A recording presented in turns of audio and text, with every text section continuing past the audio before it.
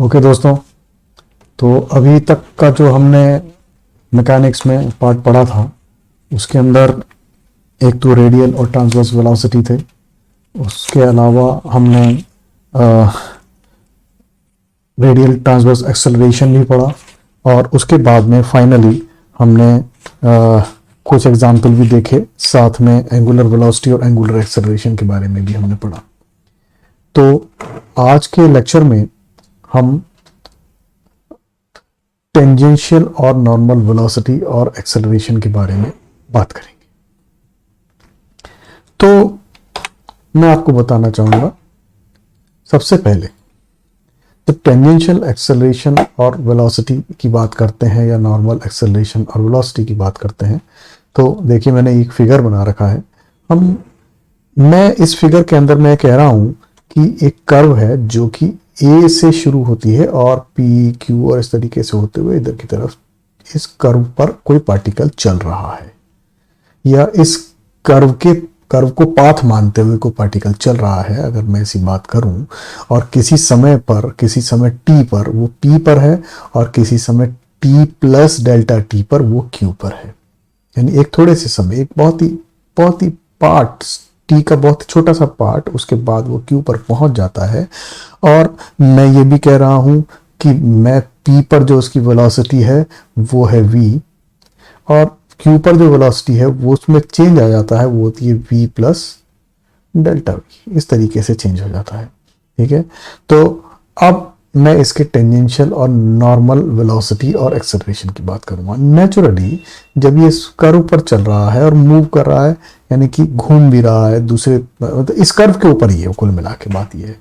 इसका मतलब दो तरह की वेलोसिटी उस पर काम कर, दो तरह के फोर्सेस उस पर काम कर रहे हैं। एक फोर्सेस तो उसको जो ड्राइव कर रहा है अलोंग द कर्व, और एक फोर्स वो है जो कि उसको कर्व के साथ मुड़ने को कह रहा है। तो इसका मतलब ये है कि उसकी दो तरह की वेलोसिटी हो जाएंगी। एक तो जो टेंजेंशियल डायरेक्शन में है, ठीक है, और एक वो जो इस टेंजेंट के नॉर्मल, यानी कि एक फोर्स जो जिस डायरेक्शन में जो नॉर्मल फोर्स लग रहा है उसी डायरेक्शन में भी उसकी वेलोसिटी जनरेट होगी, तो उसकी जो रिजल्टेंट वेलोसिटी है वो इस कर्व के अलोंग आने वाली है, ठीक है। तो मैं कहता हूं कि P पर मैंने एक टेंजेंट ड्रॉ किया जो कि T पर मिल रहा है, और ये जो एंगल जो टेंजेंट का है वो मैं साई कहता हूं। इसी तरीके से जब Q पर ये पहुंच रहा है, जहां पर इसकी velocity v plus delta v हो जाती है, ऐसी जगह पर ये टेंजेंट ड्रॉ करने पर उसको मैं कहूंगा टी डैश पर, टी डैश जहां पर वो इस ओ एक्स या एक्स एक्सिस को मिल रहा है, और यहां पर जो उसका एक्स एक्सिस के साथ जो कोण है उसको मैं कहूंगा साई प्लस डेल्टा साई, ठीक है। पी से क्यू तक पहुंचने में डेल्टा एस डिस्टेंस को ये कवर करता है। पी पर जो नॉर्मल है वो पी से एन की तरफ है। इसी तरीके से क्यू पर भी एक नॉर्मल हम चाहें तो ड्रॉ कर सकते हैं, ये बताने के लिए कि किस तरफ को फोर्स है, बाकी यहां पर उसकी आवश्यकता नहीं है। तो ये आप फिगर देखिए, ये एंगल है साई और ये एंगल है साई प्लस डेल्टा साई। तो हमें बिल्कुल क्लियर कट हमें ये पता है कि ये जो एंगल होगा ये क्या होगा, डेल्टा साई, और इसी तरह से ये वाला जो एंगल है ये भी डेल्टा साई होगा। अब मैं कहता हूं कि जो उसका वेग है वो टेंजेंशियल डायरेक्शन में यहां तो v है, ठीक है, और यहां पर v प्लस डेल्टा v है। मैं एक बात कहता हूं कि इस टीपी के अनुदिश, ये t से p, इस टीपी के अनुदिश जो वेग में परिवर्तन है, वेग की बात तो मैंने कर ली, अब मैं वेग में परिवर्तन की बात करूंगा ताकि मैं एक्सेलरेशन निकाल सकूं। तो टीपी के अनुदिश जो वेग में परिवर्तन है वो क्या होगा, क्यू पर वेग इसके अनुदिश, टीपी के अनुदिश, माइनस पी पर वेग टीपी के अनुदिश। तो क्यू पर वेग जो है, अगर टीपी के अनुदिश वेग की बात करूं तो ये जो वेग है v प्लस डेल्टा v, इसका इसके ऊपर प्रक्षेप होगा। तो इसका मतलब जो वेग आने वाला है मुझे टीपी के अनुदिश वेग, तो वो change in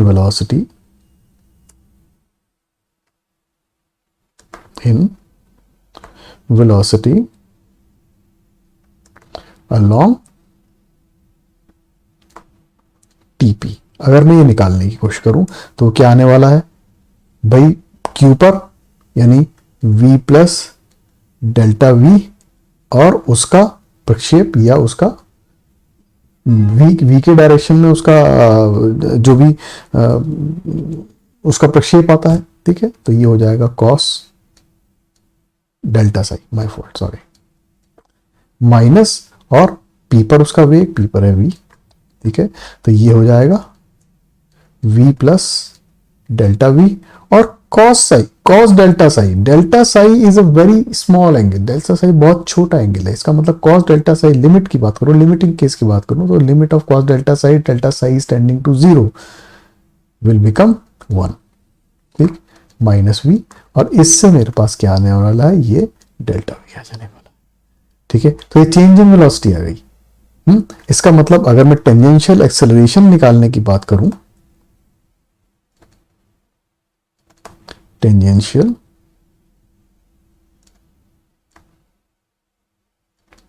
acceleration, tangential acceleration क्या आ जाएगा, naturally delta v by delta t और limit delta t tending to 0 by change in velocity along t, ये टेंजेंशियल एक्सेलरेशन होगा। तो इसका मतलब ये क्या बन जाएगा, dv बाई dt, और v क्या होता है, v जो होता है वो होता है मेरा d by D T, v मतलब ds बाई डी टी, दूरी में परिवर्तन की दर, इसका मतलब d2s बाई dt2, ठीक है। तो ये मेरा टेंजेंशियल एक्सेलरेशन आ गया। इसी तरीके से मैं इसको थोड़ा सा अलग वे में अगर लिखना चाहूं तो मैं इसको दूसरे तरीके से भी लिख सकता हूं, मैं इसको अलग वे में लिखता हूं, मैं ये कह रहा हूं it is dv by dt, मैंने इसको लिखा dv बाई ds और ds बाई dt, इसका मतलब ये v dv बाई ds, इस तरीके से भी टेंजेंशियल एक्सेलरेशन को लिख सकते हैं। तो ये टेंजेंशियल एक्सेलरेशन हुआ। अब मैं बात करता हूं नॉर्मल एक्सेलरेशन की। तो अगर नॉर्मल एक्सेलरेशन की बात करूंगा तो कैसे काम होगा, चलिए उसको देखते हैं अपन। तो पहले इसको थोड़ा सा बोर्ड अपन साफ कर लें, राइट। नाउ अब मैं कहता हूं नॉर्मल एक्सेलरेशन। तो सबसे पहले जब नॉर्मल एक्सेलरेशन की बात करूंगा तो मैं कहूंगा कि p के नॉर्मल, t यानी इस tp के नॉर्मल यानी लंबवत, तो change in velocity, change in velocity in normal direction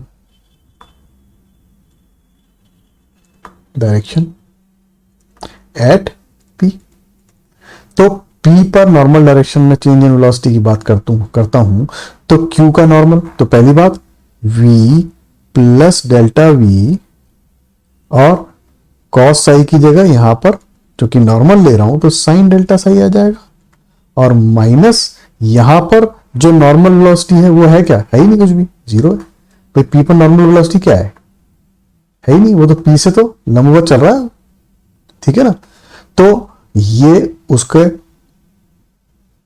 component आ गया अपना, ठीक है। अब ये कंपोनेंट को मैं आगे सॉल्व करता हूं, it is v plus delta v, और चूंकि delta psi is tending to 0 therefore sine delta psi is tending to delta psi, ठीक है। इसका मतलब दो चीजें आ गई, दो टर्म हो गई, v डेल्टा साई और एक delta v into delta psi. तो delta v into delta psi को मैं नेग्लेक्ट कर देता हूं, उसको 0 मान लेता हूं, क्योंकि वो दो छोटी टर्म्स का गुणा है जो कि और भी बहुत छोटी टर्म हो जाएगी। तो ये v डेल्टा साई मेरे पास नॉर्मल चेंज इन वेलोसिटी हो गया, ठीक है। तो इसका मतलब नॉर्मल एक्सेलरेशन की बात करूं मैं, अगर एक्सेलरेशन इसकी बात मैं अगर करूं तो वो क्या हो जाएगा, v delta psi by delta T, ठीक है। अब मैं इसको या मैं अगर इसका लिमिट लेता हूं, एक्चुअल में नॉर्मल एक्सेलरेशन की बात करता हूं तो वो क्या हो जाएगा, that will be v D psi by D T. यहां तक कोई दिक्कत नहीं है। नाउ ये डी साई बाई जो डी टी जो है इसको मैं लिखता हूं V D psi by D S, और इसको मैं लिखता हूं D S by D T. तो एक बात ध्यान से देखिए, D S by D T तो वी है, तो ये वी स्क्वायर हो गया, और D psi by D S क्या चीज है, 1/रो, जहां रो क्या है, रो क्या है, वक्रता त्रिज्या।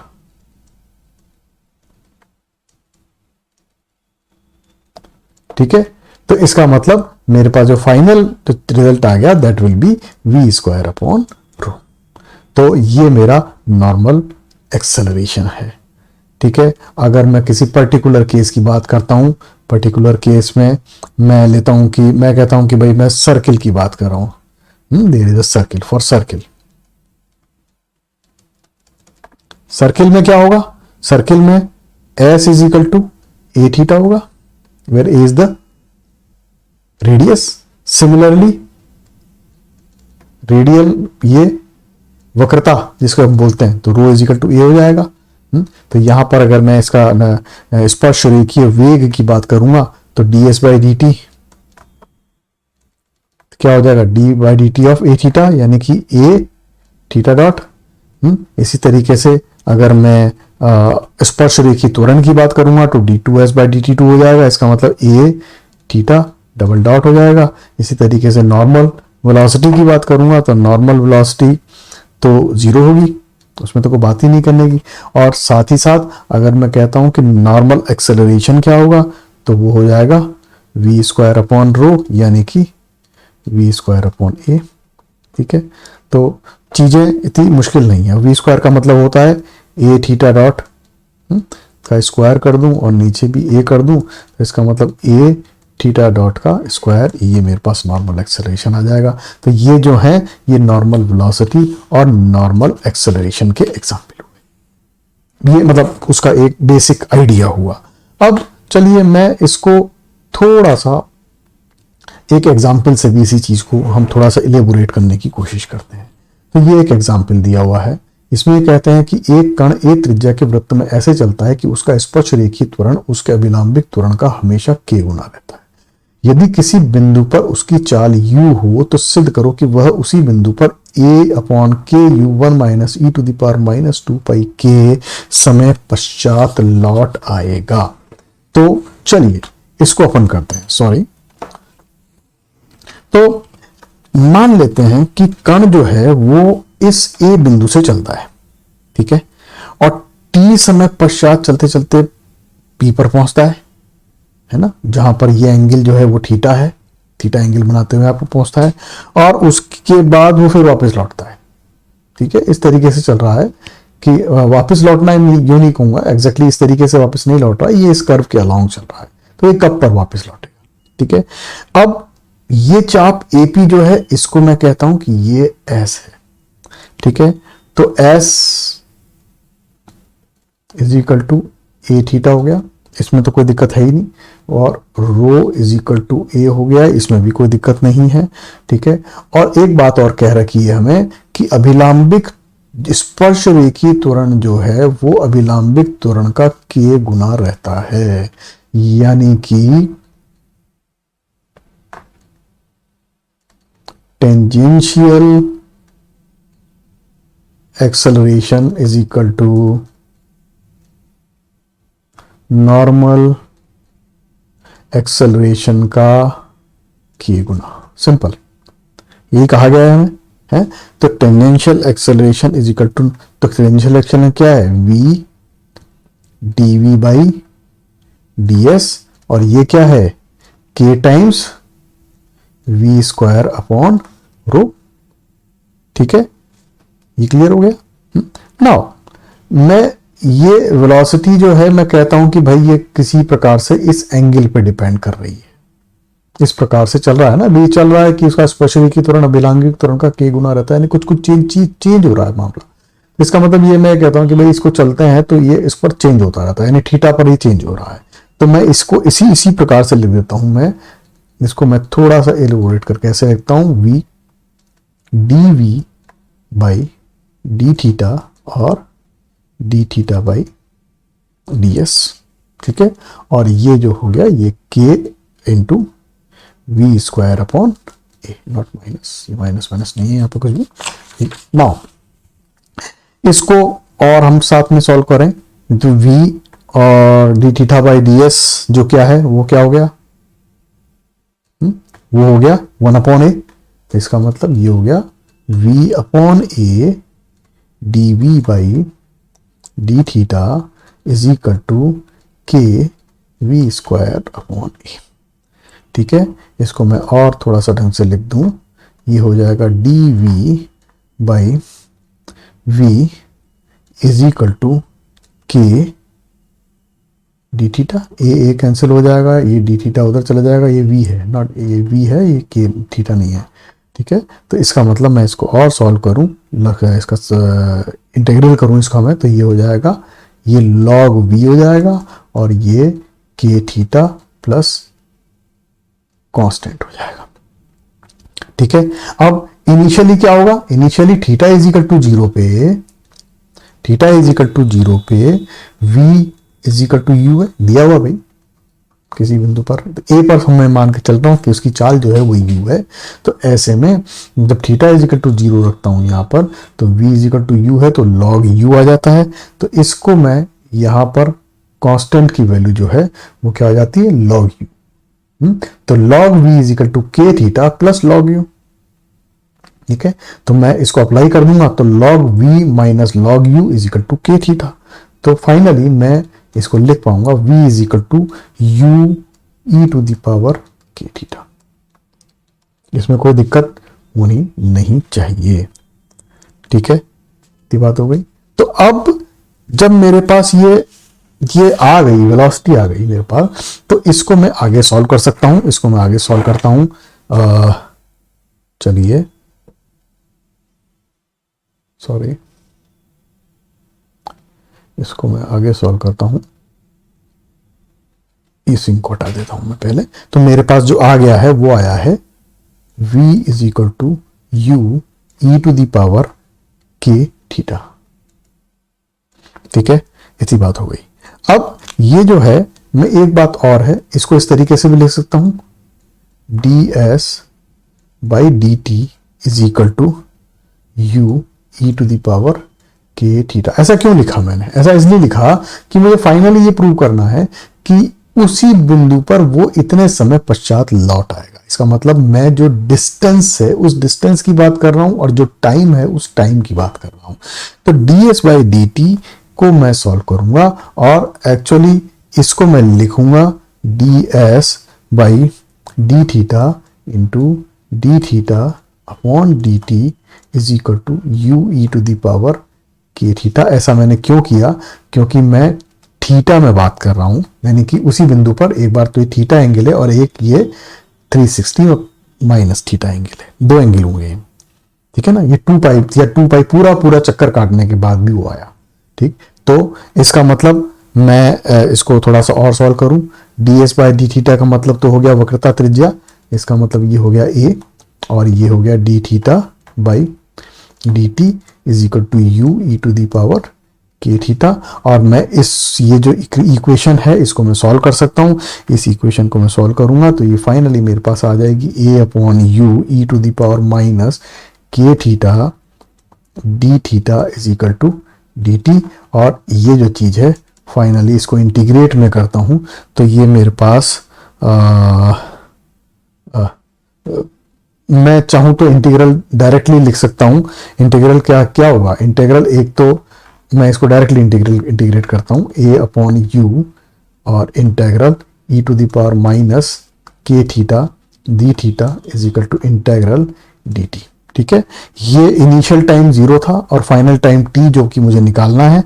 यहां पर इनिशियल जो है वो 0 है और फाइनल क्या है 2 पाई, यानी पूरा राउंड लगाने के बाद कहां पहुंचने वाला है उसके बारे में बात कर रहे हैं। ये जो इक्वेशन है जब मैं इसकी इंटीग्रल को सॉल्व करूंगा तो मुझे ये फाइनल जो रिजल्ट है वो मिल जाएगा। ठीक है, तो इसके एग्जाम्पल्स भी कोई इतने मुश्किल और इतने कोई खराब या अजीबोगरीब नहीं है जिसमें अपने को समझने में बहुत तकलीफ आए।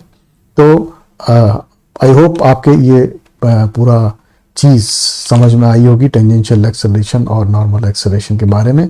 सो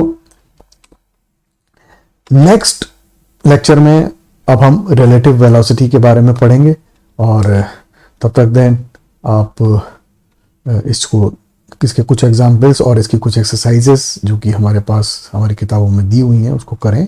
और अगर कोई परेशानी हो तो अब हमारे कॉलेजेस भी 18 तारीख से खुलने वाले हैं, तो आप आकर मुझसे मिल सकते हैं और वहाँ पर अपन इन डिफ़िकल्टीज़ को सॉल्व भी कर सकते हैं। So until then all the best, that's it.